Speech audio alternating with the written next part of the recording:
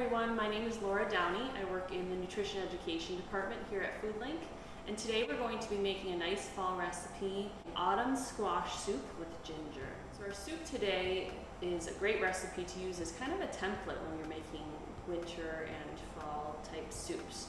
First we have our aromatics, so we have 2 onions that we chopped up, and we have some fresh ginger and some garlic, and that can be substituted for shallots, or if you wanted to use leeks in this recipe. If you don't have fresh ginger, you can certainly use a teaspoon of dry ginger, and if you don't have fresh garlic, you can use garlic powder. Next we have kind of our vegetable and fruit base of our soup. So we're using squash today, and you can use any type of squash. We're using butternut and honey nut squash today, but if you have acorn squash on hand, you could certainly chop that into 2-inch pieces, and use 4 cups of winter squash. And I also threw in a few turnips that we had on hand to kind of bring our veggies up to that 4 cups. So potatoes would be great in this as a substitute, sweet potatoes or carrots, any root vegetable really. And then we're adding apples today for a little bit of sweetness to complement our squash. But if you have some pears on hand, those would be delicious as well. After we saute all those, we're just going to add some of our chicken stock, which you can use vegetable stock instead, or even water.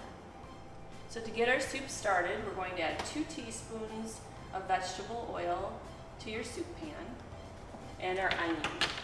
We have 2 cups of onions that we peeled and finely diced. And we're just going to saute these till they get nice and soft. Now that our onions are nice and soft, we're going to add our 4 cups of squash and turnips. We're going to add 2 cloves of garlic that we peeled and minced. And 2 tablespoons of fresh ginger. And again, if you don't have fresh, you can just substitute with 1 teaspoon dry. I'm going to mix this up and saute for just a minute, then add our chicken stock, and we're going to simmer until our vegetables are nice and soft. So after you add your apples and your dried thyme, or in this case I used oregano as a substitute, you're going to add 4 cups of chicken broth, vegetable stock, or water. We're going to turn this up to high until it boils, and then turn it down to a simmer until all of your vegetables are nice, soft, and tender. It should take about 35 to 45 minutes.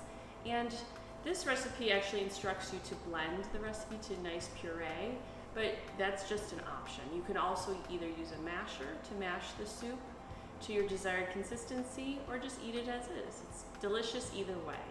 Thank you for joining us. We hope you enjoy this recipe, and be on the lookout for more in the weeks ahead.